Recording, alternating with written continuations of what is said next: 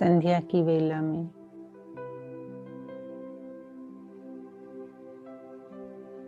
इस दिवस के संगम युग पर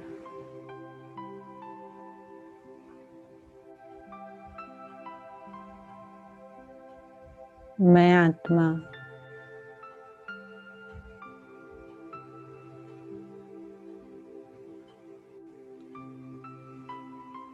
अपनी दिव्य स्मृति में बैठती हूँ।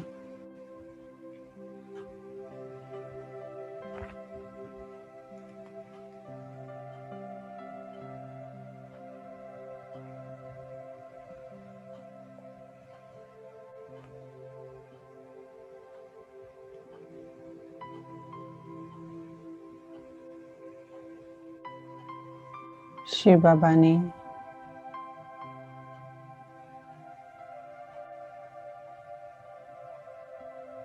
मुझ आत्मा का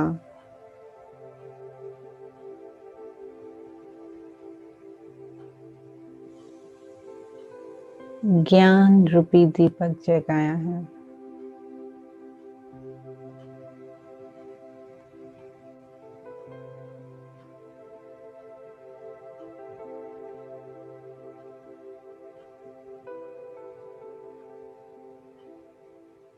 अब मुझे अंतर स्पष्ट नजर आता है।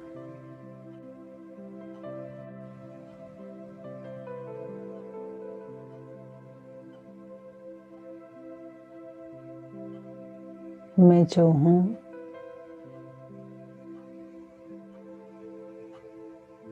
मैं जो थी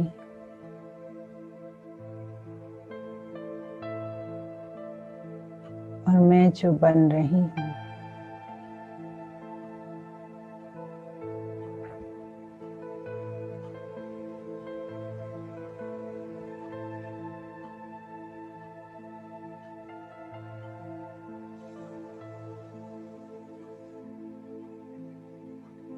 बाबा ने किए हुए अपने अंदर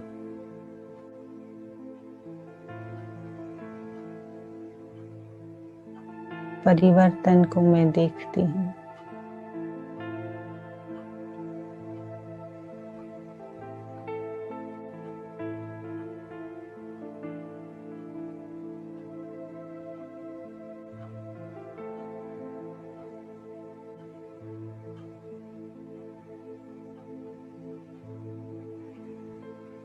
अपने परिवर्तित स्वरूप को निहार रही हूँ।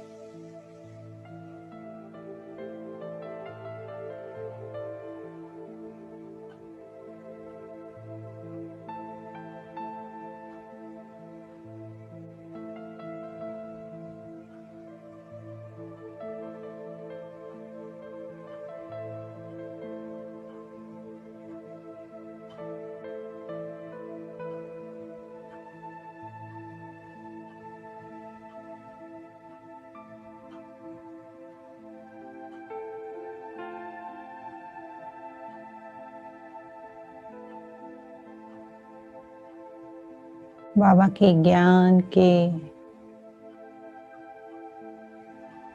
द्रुत से मैं भरती जा रही हूँ।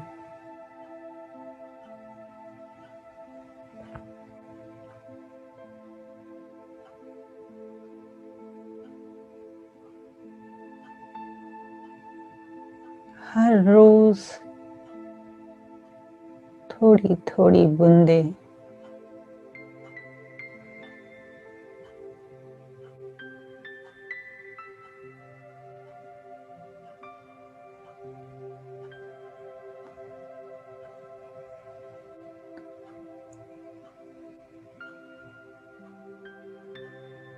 ज्ञान जल की बूंदे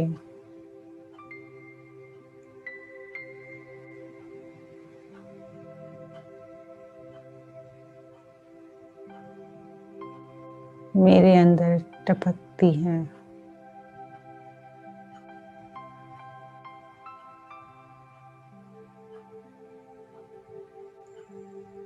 और मुझ आत्मा में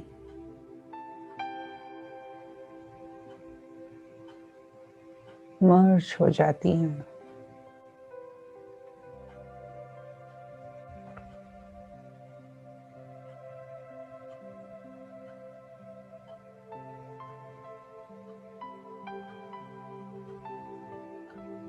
ज्ञान बिंदु टपका और मैंने अपने में समाया।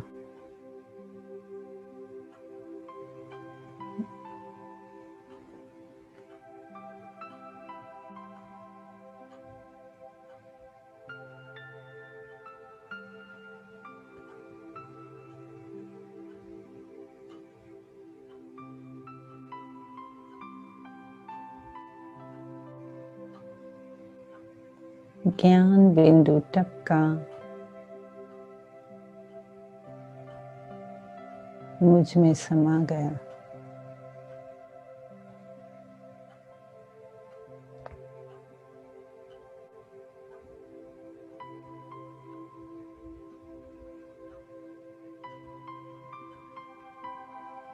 और इतना गहरा चला गया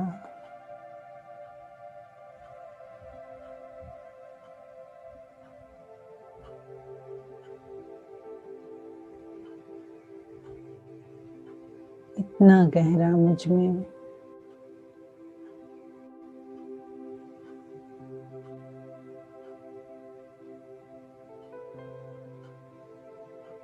कि मैं ही वो बन गई।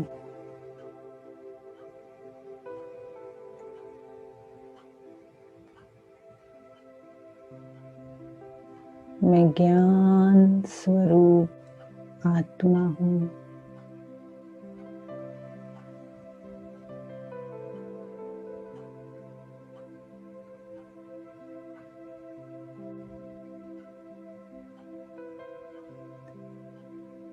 ज्ञान सूर्य की चमक मुझ पर बिखरती जा रही है।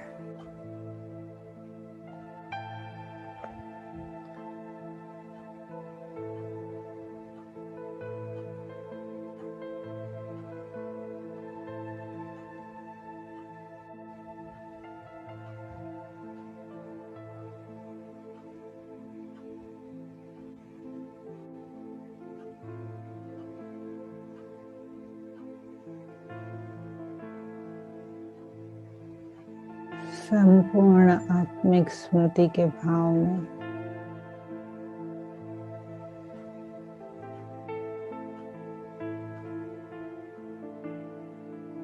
स्थित स्थिर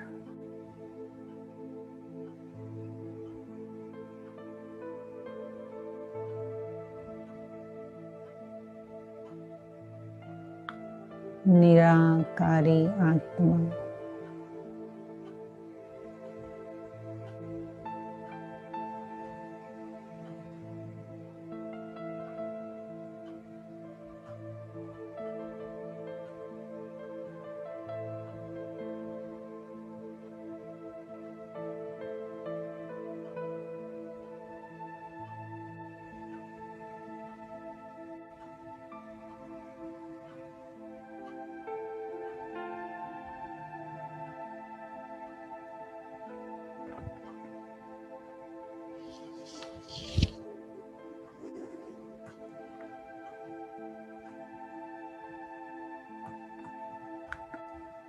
ओम शांति।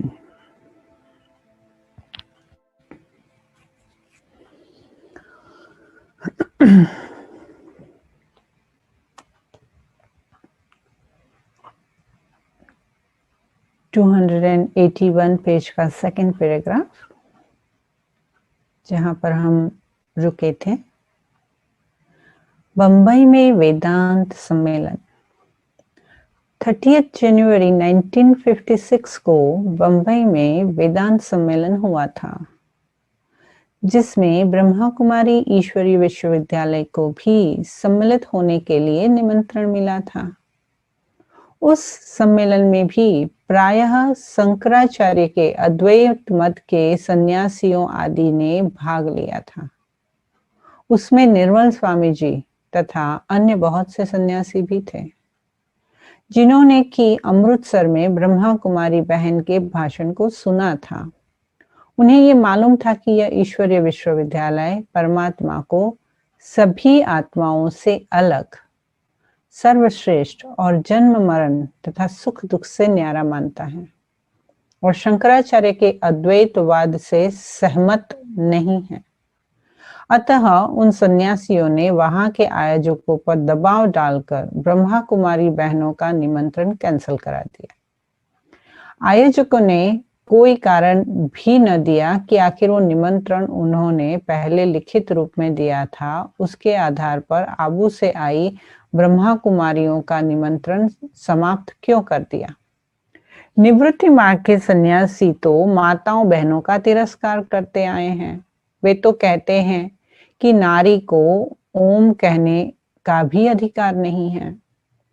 वहां ब्रह्मा कुमारी बहनें पवित्र प्रवृत्ति मार्ग पर अर्थात गृहस्थ व्यवहार करते हुए भी पवित्र जीवन बनाने पर जोर देती थी।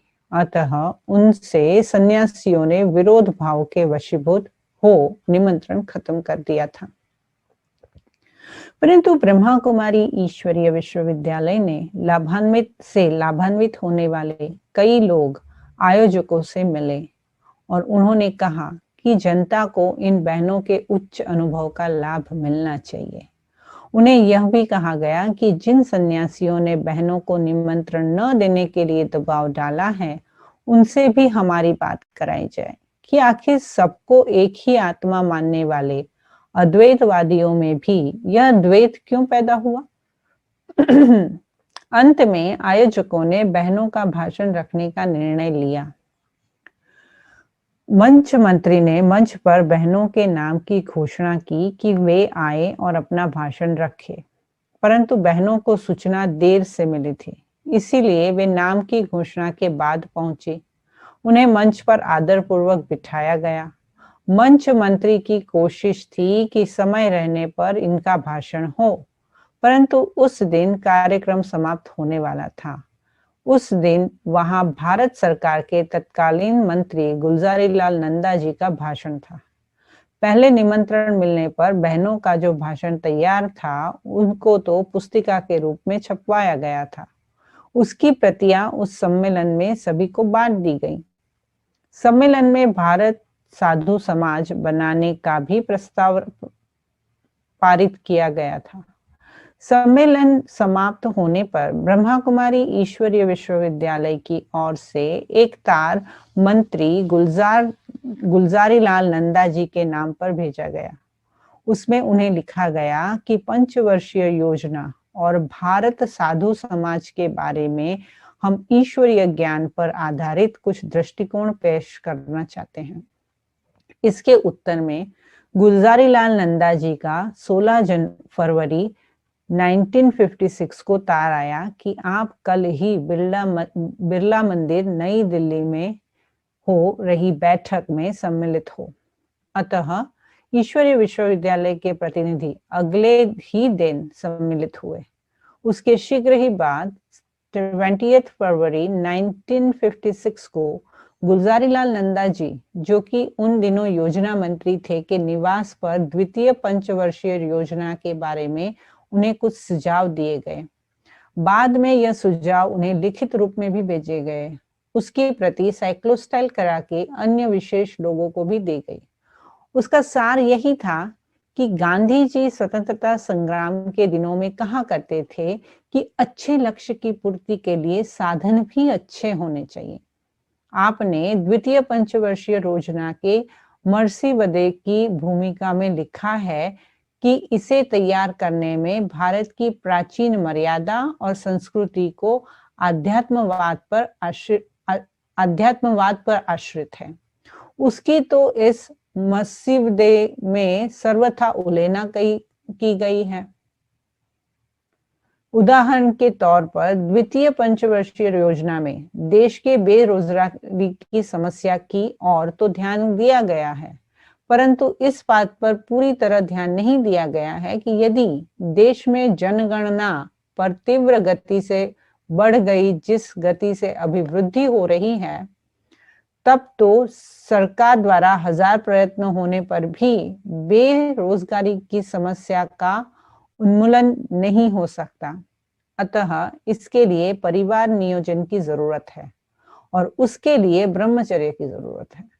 ब्रह्मचर्य की भावना जन मन में सुदृढ़ करने के लिए स्कूलों और कॉलेजों में आध्यात्मिक शिक्षा का दिया जाना आवश्यक है।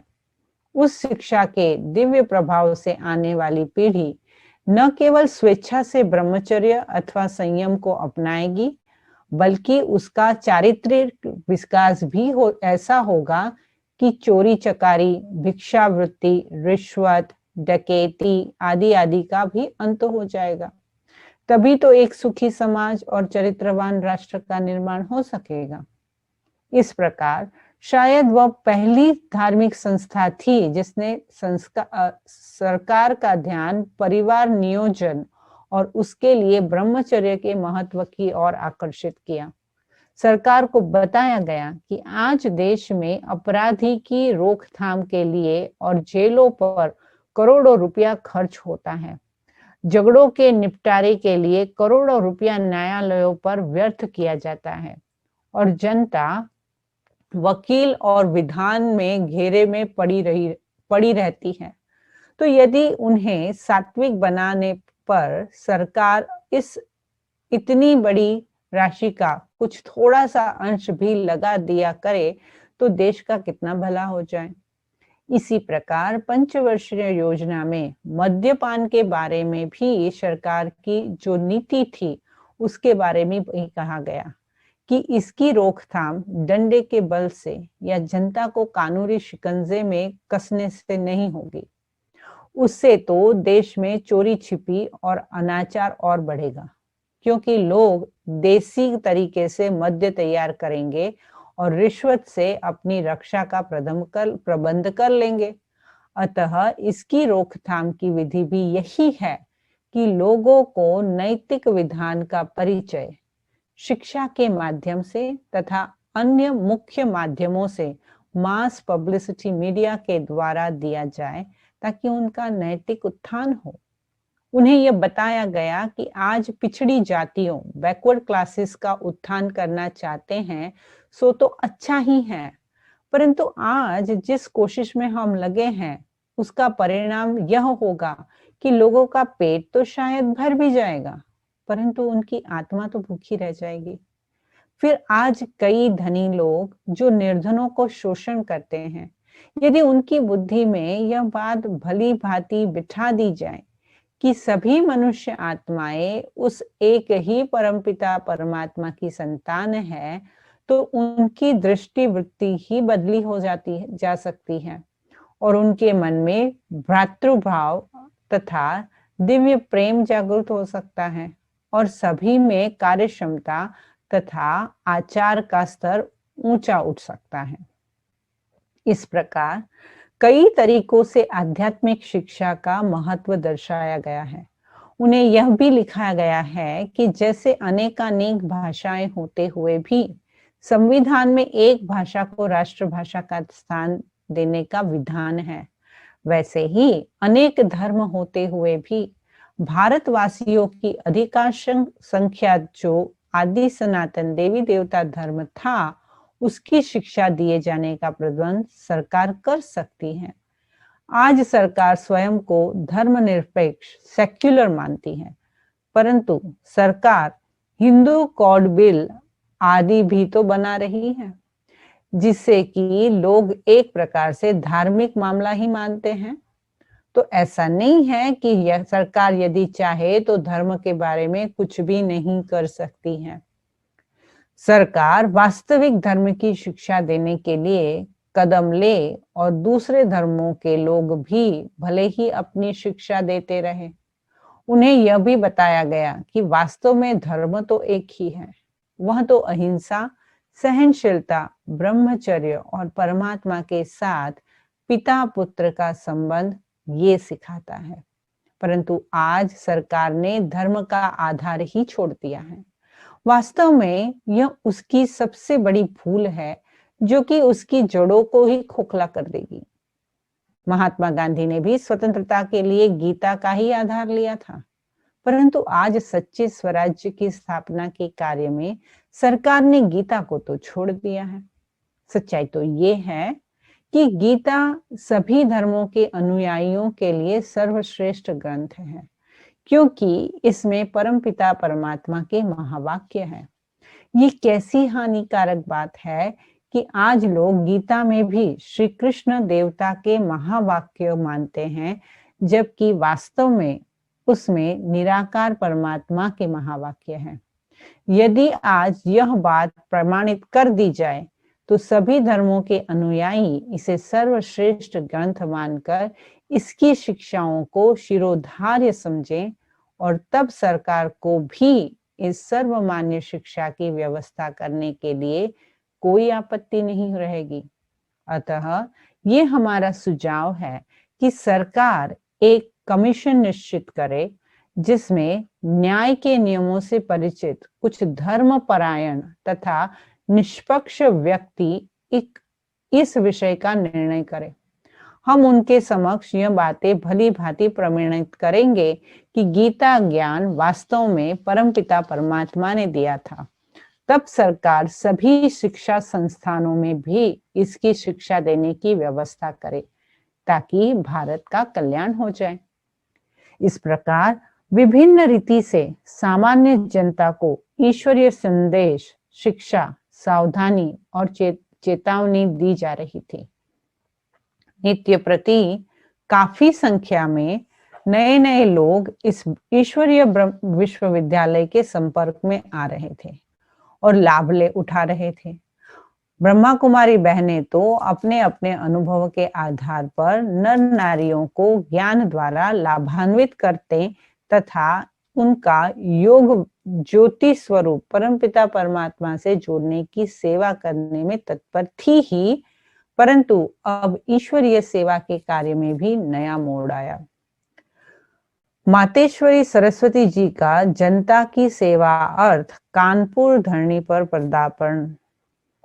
अब आबू में मातेश्वरी सरस्वती जी को स्थान स्थान से जिज्ञासुओं द्वारा लिखे ऐसे पत्र प्राप्त होने लगे थे, जिसमें बहुत ही स्नेह, विनय और आदर से यह निवेदन किया होता था कि दिव्य गुणों की मूर्ति माँ उनके नगर में पधारे और उनके जीवन में भी गुण भर दे। वे उन्हें लिखते थे, माँ, ओ प्यारी माँ, अति मधुर माँ, इस नगर में हम आपके बच्चे चिरकाल से आपकी राह देख रहे हैं कि हमारी दिव्य माँ अब भी आई कि आई। माँ, आपने ये देर क्यों लगाई है? शीतला मैया, आओ, आपके आने से विकारों की अग्नि से जले इस नगर के जन मन को शीतलता मिलेगी। माँ, आपके ज्ञान वीणा वादन से अनोखों की सुषुप्त आत्मा जाग उठेगी और उनमें एक नए दिव्य जीवन के लिए उमंग तथा तरंग भी भर जाएगी। माँ, ये ज्ञान सितारे ज्ञान चंद्रमा के बिना शोभा नहीं देते हैं, इसीलिए आप अपने इस रूहानी बच्चों के बीच पधारो माँ। माँ, आपके दिव्य गुणों की ठंडी छाह से हम आत्माओं को वह आराम मिलेगा जो स्वर्ग में भी नहीं मिलता है।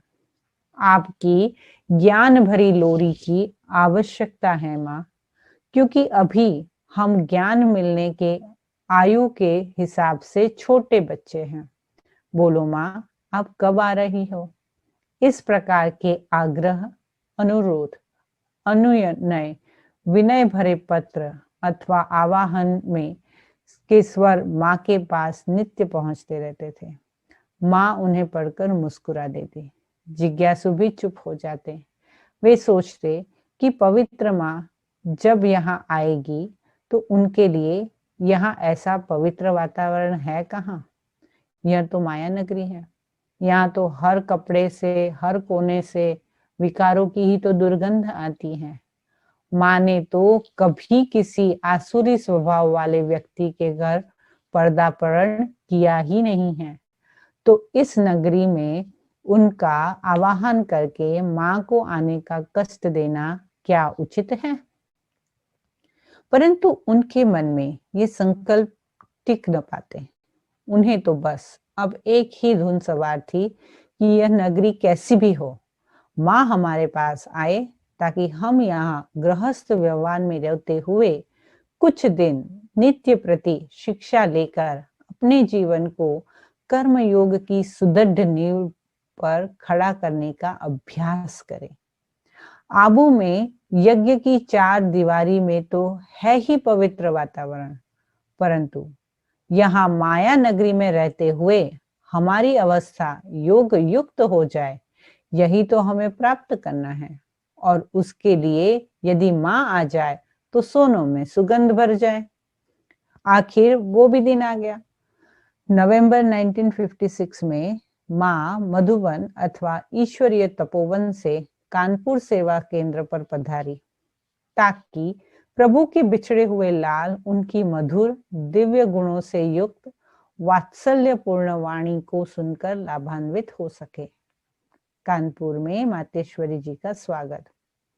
ब्रह्मा कुमारी विश्व मोहिनी जी, जो इस समय गुरुदासपुर में ईश्वरीय सेवा में तत्पर है, वो कहती हैं कि मातेश्वरी जी जब कानपुर में पधारी तो उनका दैवी रीति से भव्य स्वागत हुआ। जितने दिन वो वहां रही, दिन प्रतिदिन प्रातः उनकी ज्ञान वीणा सुनने के लिए नियम पालन करने वाले बहुत से भाई बहन बहुत ही लगन से आते रहते। दिन भर नगर के विशिष्ट लोग उनसे आध्यात्म संबंधी अपने प्रश्न हल करने के लिए आते रहते। समाचार पत्रों में भी प्रतिनिधि भी उनसे भेंट वार्ता करते और अपने अपने समाचार पत्रों में मातेश्वरी जी की अनोखी वाणी के सार छापते थे।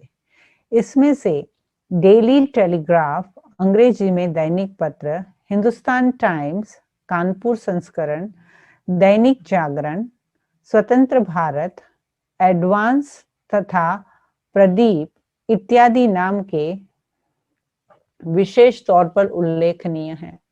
इन समाचार पत्रों में बहुत मोटे शीर्षक से अंतर्गत अनेक लेख, भेंट वार्ता तथा समाचार छपे।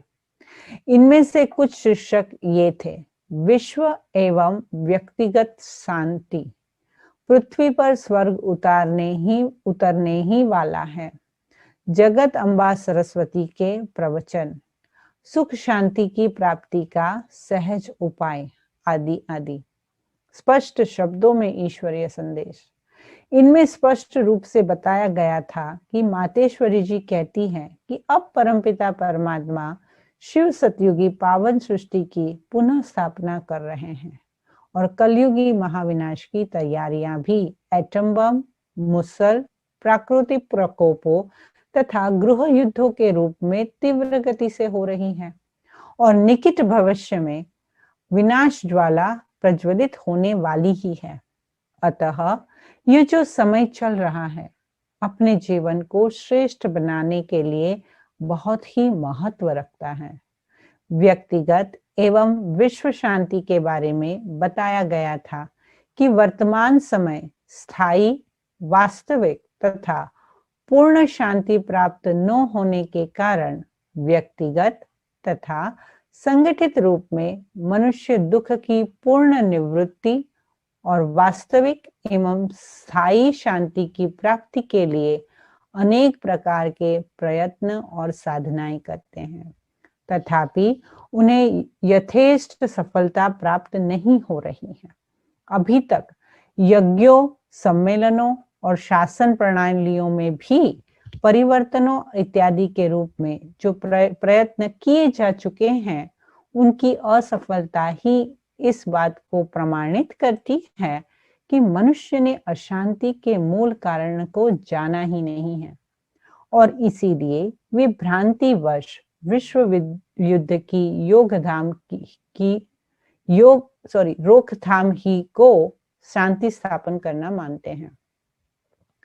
विश्व शांति तभी स्थापन हो सकती है जब प्रत्येक मनुष्य के मन में शांति हो, क्योंकि मनुष्य समाज की इकाई है, परंतु यह भी सच है कि मनुष्य को भी पूर्ण रूपेण शांति का अनुभव तभी हो सकता है जब समस्त विश्व में शांति हो जाए।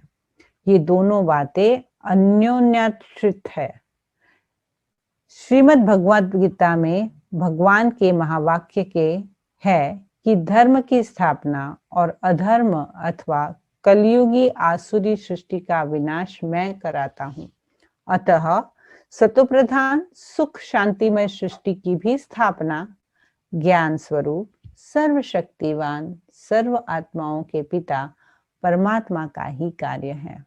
वह ही कलयुग के अंत और सतयुग के आदि के संगम काल में आदि देव ब्रह्मा के साधारण माध्यम द्वारा गीता प्रसिद्ध सहज राजयोग सिखाकर मुक्ति तथा जीवन मुक्ति प्रदान करते हैं और शंकर द्वारा अधर्म की सृष्टि का विनाश करा के सब आत्माओं को कर्म बंधन से मुक्त करते हैं और उन्हें अपने परम धाम ब्रह्मलोक अथवा शिवपुरी में वापस ले जाते हैं।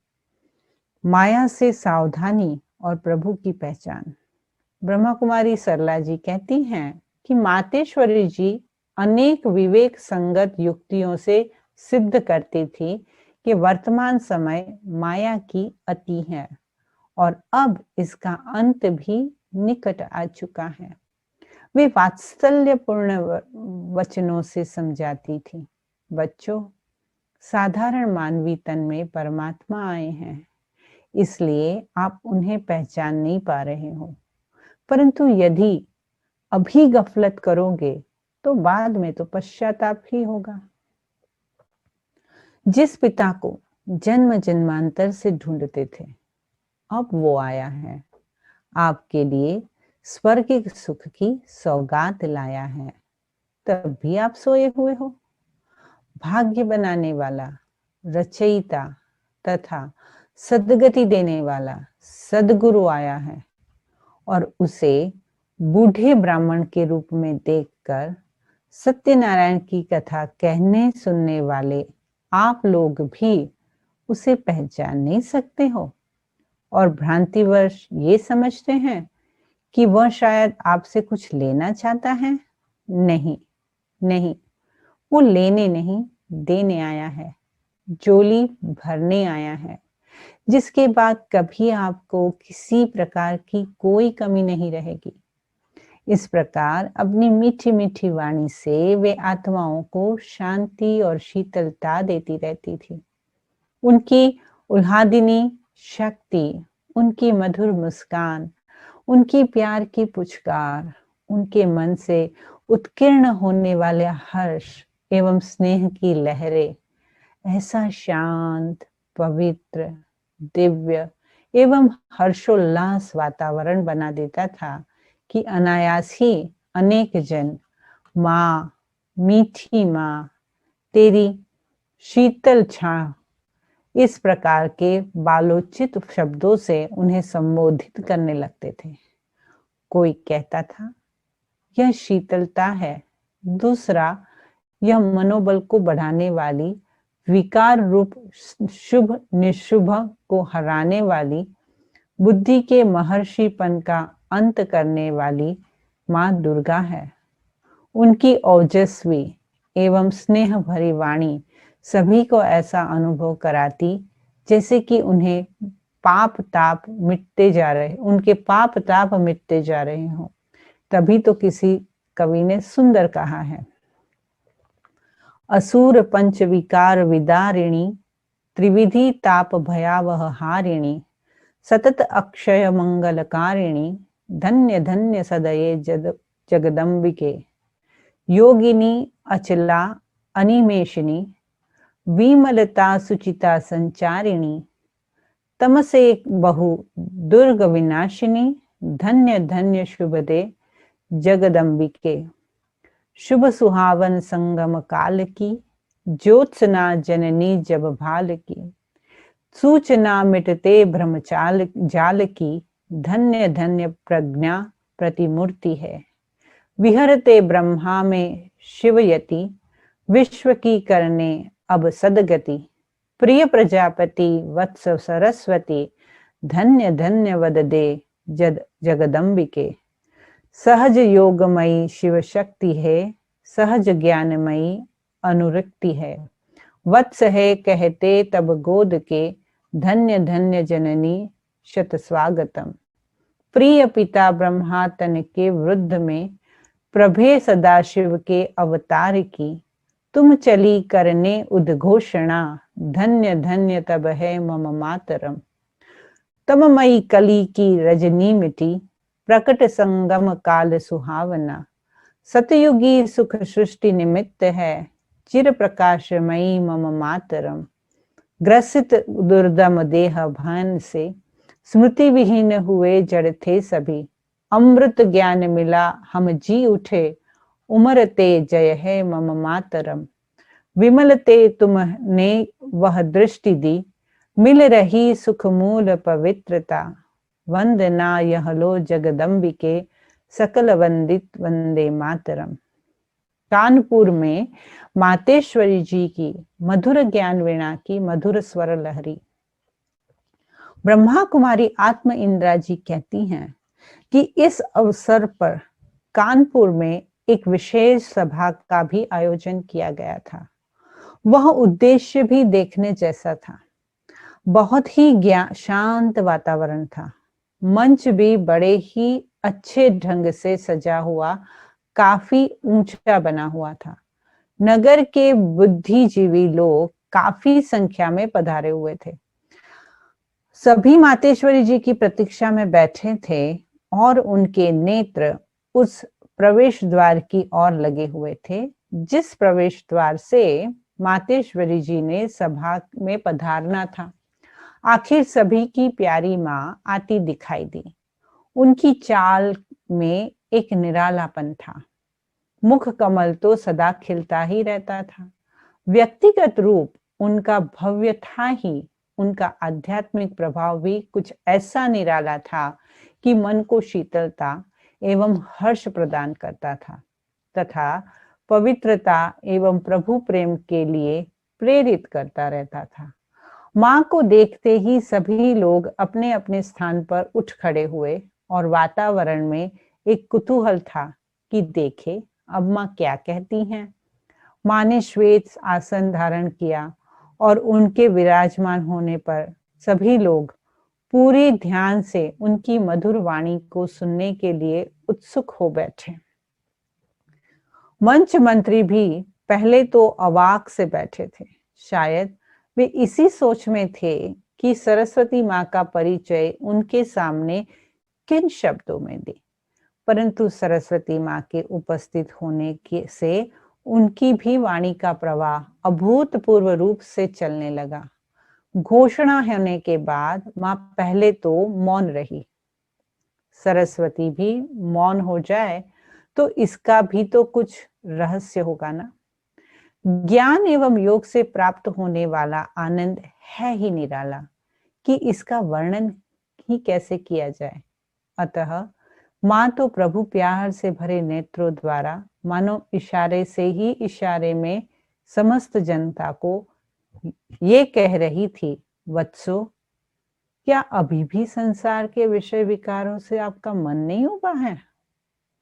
जिस प्रभु को तुम पुकारते थे, क्या उसके यहाँ पधारने पर उससे आत्मिक मिलन मनाने के लिए अभी भी पवित्र बनने का चाव आप में नहीं आया? जीवन के ये थोड़े से दिन गुजरते पता भी नहीं चलता है। तब क्या इन्हें आत्मिक सुख में रमने की बजाय विकारों की धूल में धुलित करना सही समझते हैं आप? मुख की बजाय नैन बोलते रहे। नयन अधिक निष्ठ है भ्रुकुटी में स्थित आत्मा के। अतः माँ का आत्म नयनों से सभी वत्सों को अंतरराष्ट्रीय भाषा में यह कह रहा था कि बस अभी बहुत हो गई, अब तो चलने की तैयारी करो उस प्रभु की प्रकाश नगरी के पावन वातावरण में। फिर जो लोग इस मौन की भाषा को नहीं समझ पाए, उनके लिए माँ ने फिर होठ की वीणा की तारों से ही ज्ञान गीत गाने लगा। अद्भुत स्वर लहरी थी जिससे आत्मन आनंद विभोर हो गया। ईश्वरीय तान छेड़ दी गई थी माना ईश्वरीय तान छेड़ दी माँ ने। आत्मिक सुख अनुभव करने लगे सभी वत्स, ऐसा कि जैसे मरुस्थल में आत्मिक सुख, मरुस्थल में ग्रीष्म ऋतु में प्यासे पथिक को कोई शीतल जल का प्याला पिलाकर उसके प्राणों की रक्षा न कर रहा हो। अलौकिक माँ से मधुर ज्ञान लोरी पाकर आत्माओं को 5000 वर्ष के बाद सच्चे स्नेह का अनुभव हुआ। इस प्रकार माँ ने प्रथम बार यज्ञ से बाहर जाकर मधुर ज्ञान वीणा से जन मन को प्रभु संदेश दिया। तब तो अनेकानेक सेवा केंद्रों से भी माँ को निमंत्रण आने लगे कि वे उनके नगर में भी जाकर आत्माओं को ज्ञान की मधुर लोरी देकर जगाएं। अतः इस लोक कल्याण के सेवा अर्थ माँ को दिल्ली में भी आना पड़ा। मातेश्वरी का दिल्ली में पदार्पण। ब्रह्मा कुमारी रुक्मिणी जी कहती हैं कि दिल्ली में नित्य प्रति ज्ञान लाभार्थ आने वाले ब्रह्मा बहन भाई तो बहुत समय से इस बात के लिए अनुरोध कर ही रहे थे कि मातेश्वरी जी तथा पिताश्री दिल्ली में पधारे। वे बहुत बार मीठा उलाना देते हुए कहते थे, आपने तो उनसे कई वर्ष तक ज्ञान लाभ लिया है, डायरेक्ट उनसे योग भी सीखा है। क्या जगत के अलौकिक माता पिता से हमें यह सौभाग्य प्राप्त नहीं होगा? है तो सभी ईश्वरीय गोद के बच्चे, तब क्या हमें उस परम पिता परमात्मा से साकार माध्यम द्वारा आत्मिक स्नेह, दिव्य संपदा, पवित्रता की अपार राशि तथा हर्ष का अविनाशी खजाना लूटने का अवसर नहीं मिलेगा? इस प्रकार उन सभी ने भाव विभोर होकर अति स्नेह युक्त एक सामूहिक पत्र मधुबन में लिखकर भेजा। उसमें अनुनय विनय किया कि यदि माता पिता दोनों नहीं भी आ सकते हैं तो पिताश्री कम से कम मातेश्वरी जी को तो भेज करके उनके जन्म जन्मांतर की ज्ञान पिपासा को तृप्त करने का अनुग्रह करे। ब्रह्मा कुमारी कमल सुंदरी जी कहती है कि जब सभी को सभा में यह संदेश सुनाया गया था कि मातेश्वरी जी ने उनका यह निमंत्रण स्वीकार किया है तो वो खुशी से फुला न समाते थे। वे माँ की मधुर वाणी सुनने के स्वप्न साकार होते देखकर उनके मुखमंडल पर हर्ष की जो रेखाएं बन आई थी, वो समस्त सांसारिक सुख प्राप्त होने पर भी वैसे नहीं हो सकता था।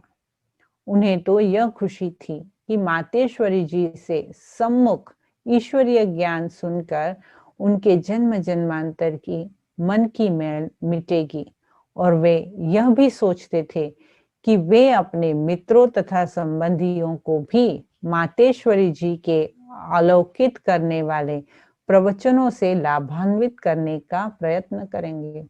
अतः खूब तैयारियां होने लगी और दिन गिनते गिनते उत्सुकता भी सबकी बढ़ने लगी।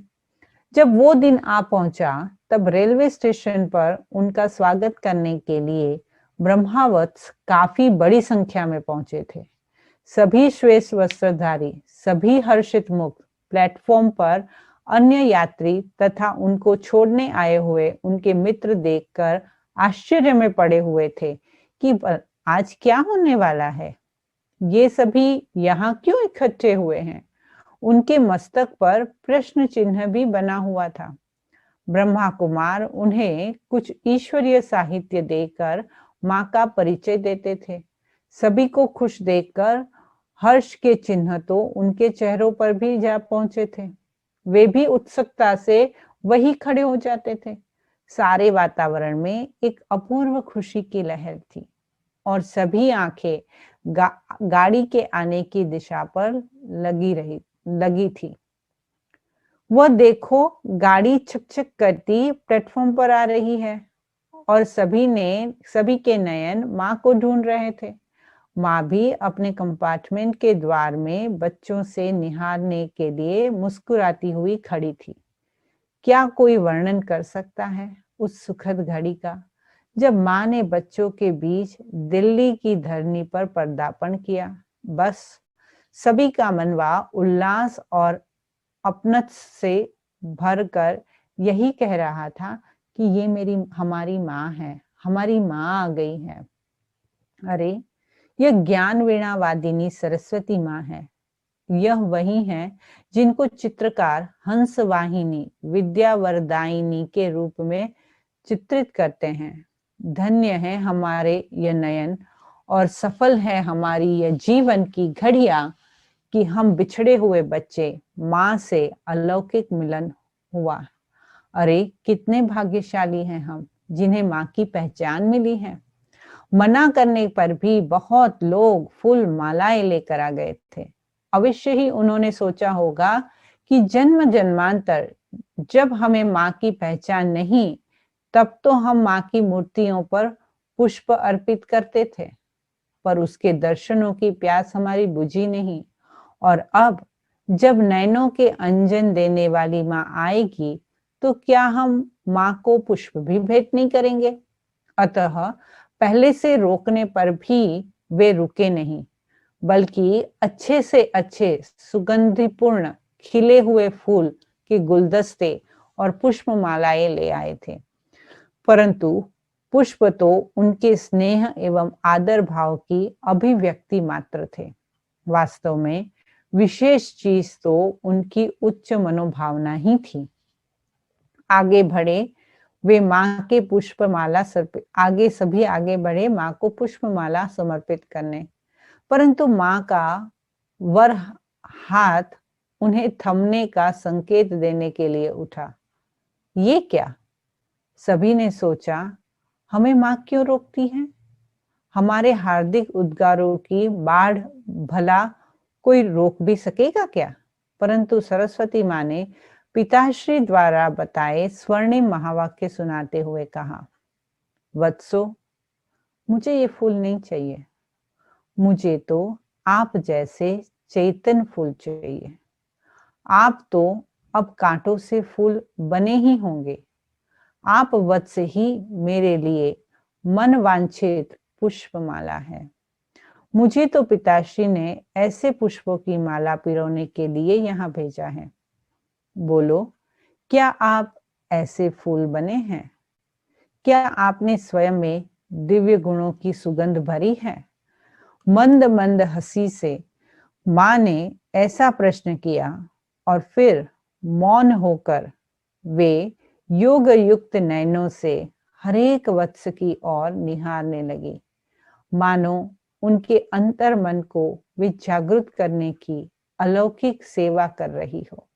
और प्रश्न को लिए वे हम ब्रह्मा कुमारी बहनों की ओर भी देखने लगी, जो कि यहाँ के जनों को ईश्वरीय ज्ञान एवं योग की अनुभूति कराने की सेवा में नियुक्त हुई थी।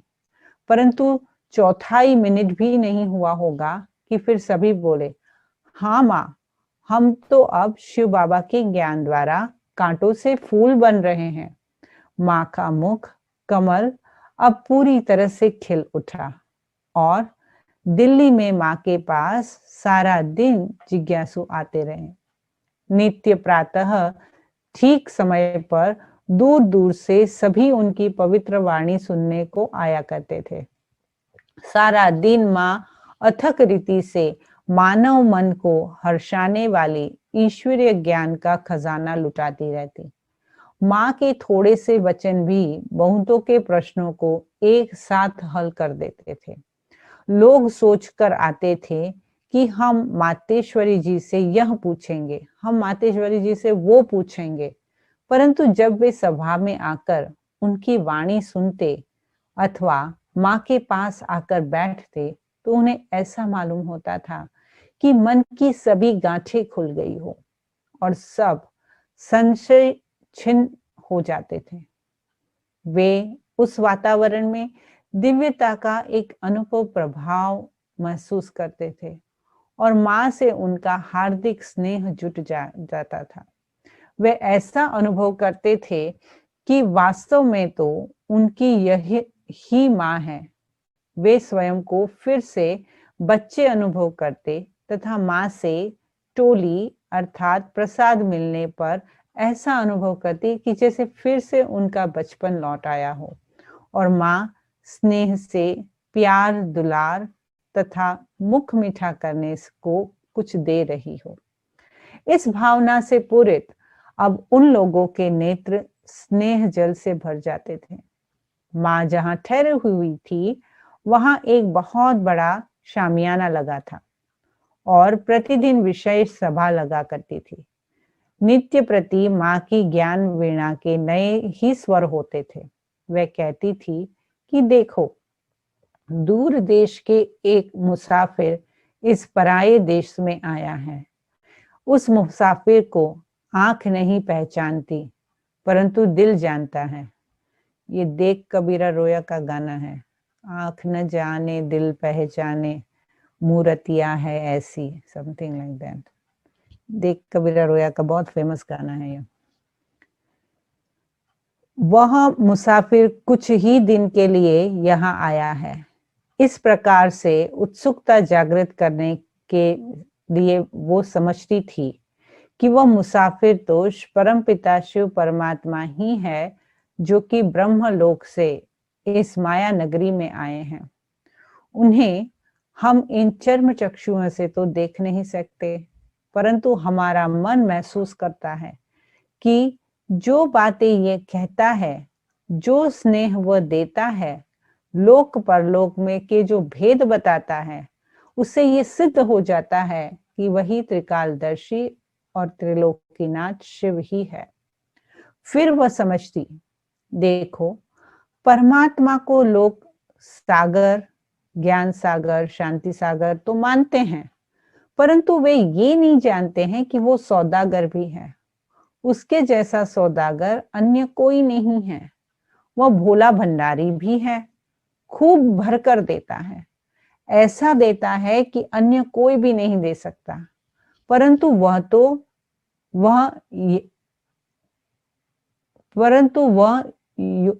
परंतु वह यूं ही नहीं देता है।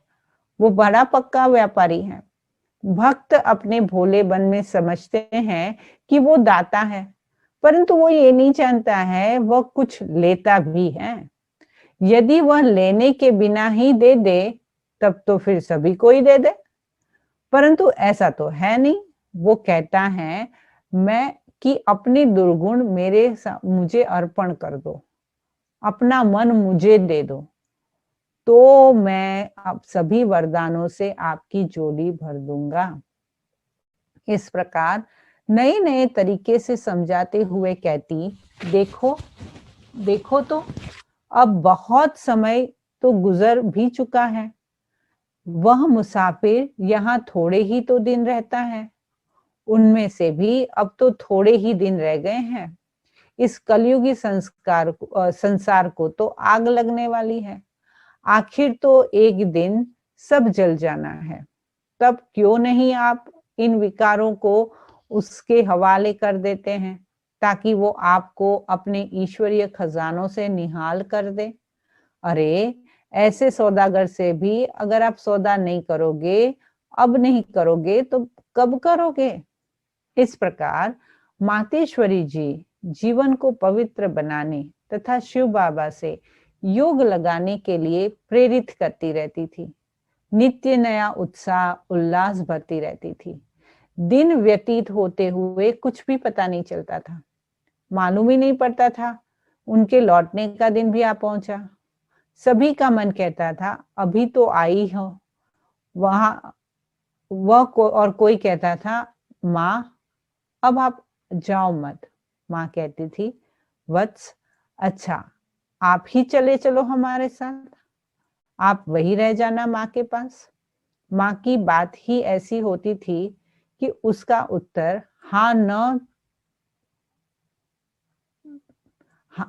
न तो हाँ हो सकता था, न तो ना भी हो सकता था। सभी खिलखिलाकर कह रह जाते, परंतु माँ के जाने की बात सोचकर सभी सोचते, क्या ही अच्छा होता कि हम जब तक जीते रहें यहाँ सम्मुख ही माँ से ज्ञान सुनते रहें। आखिर सभी ने एक स्वर से कहा, माँ अब जाती तो है, परंतु हमें एक वरदान दीजिए, हमसे एक नयन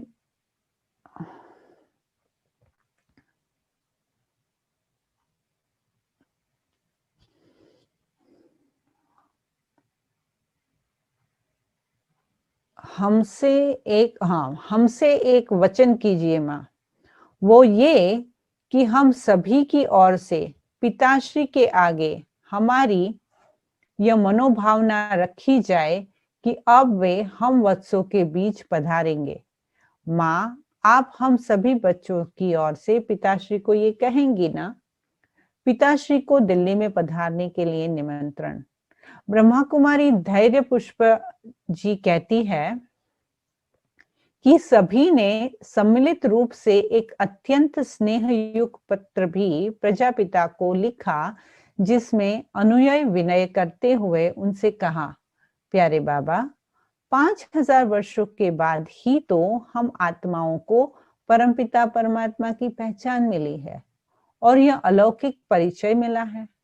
यह संगम युग बहुत छोटा सा ही है, तो जबकि ज्ञान कुंभ प्राप्त हुआ है, अब भी यदि आप हमारे बीच न पधारे तो फिर यह सुहावना समय कब आएगा?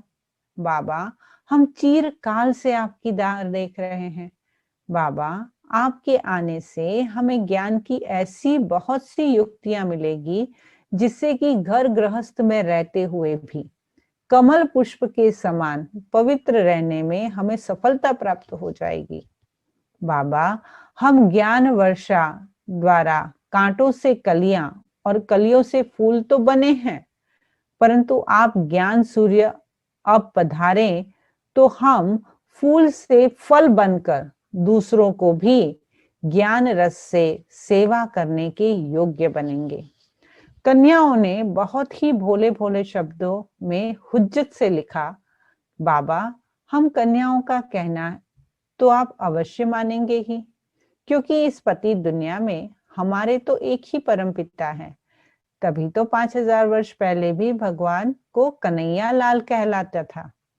माताओं ने लिखा कि हम ही तो कल्प कहने वाली वो माताएं हैं जिनको ज्ञान मुरली से चराने वाले आप निराकार परमात्मा गोपाल हो।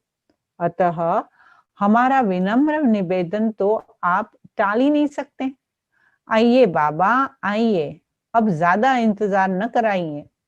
भाइयों ने लिखा, हम ही तो 5000 वर्षों वाले पहले वाले गोप है, जिनका तो प्रभु से विशेष स्नेह का गायन सर्वशास्त्रों में है।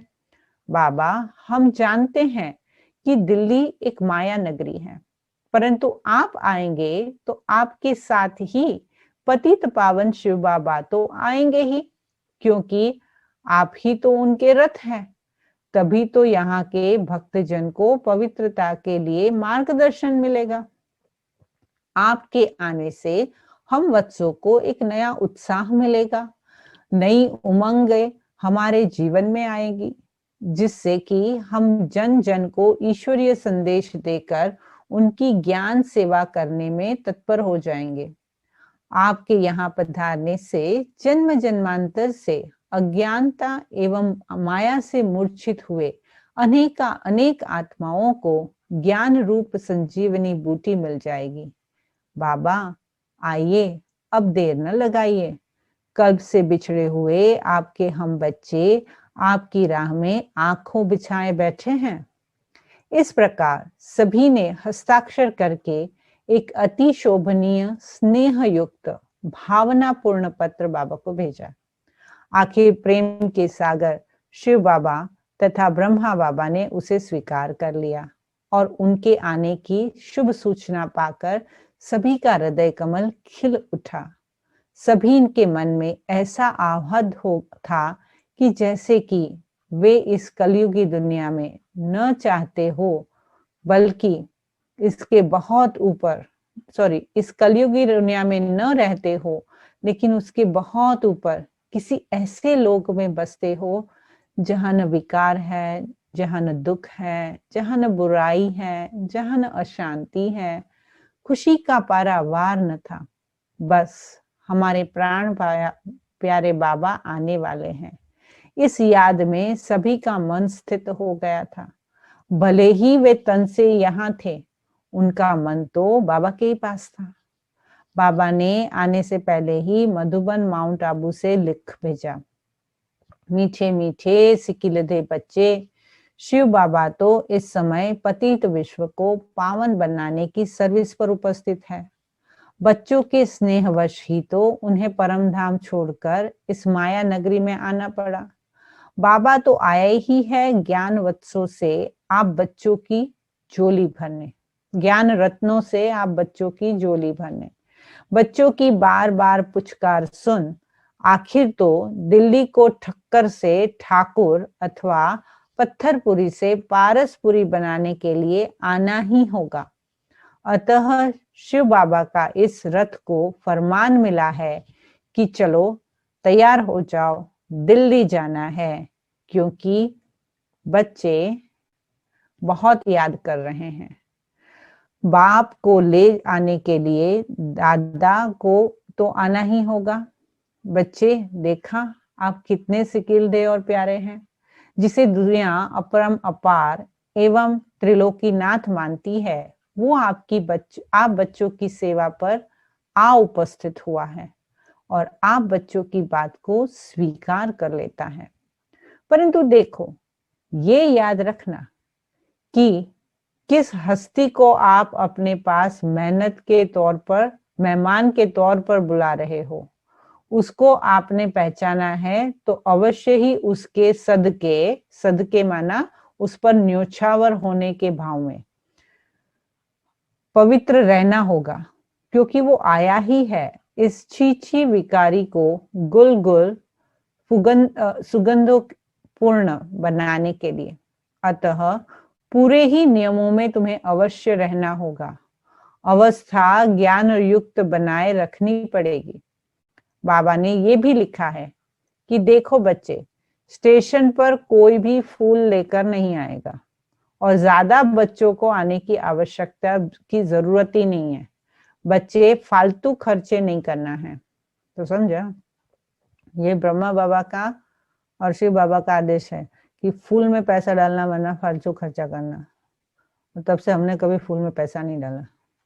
Never buy flowers, I don't believe in it, क्योंकि बाबा ने जब से बोला कि फालतू खर्चा है, नहीं करना है।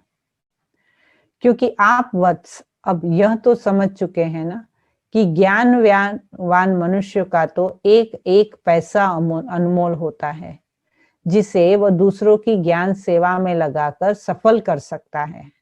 वत्सो, मैं न तो कोई साधु हूं न महात्मा हूं, मैं तो बाबा हूं। अतः फूल लाने का क्या अर्थ है? बाप तो आप वत्सों को सदा फूलों की तरह खिले हुए देखना चाहते हैं। माया आप में कभी भी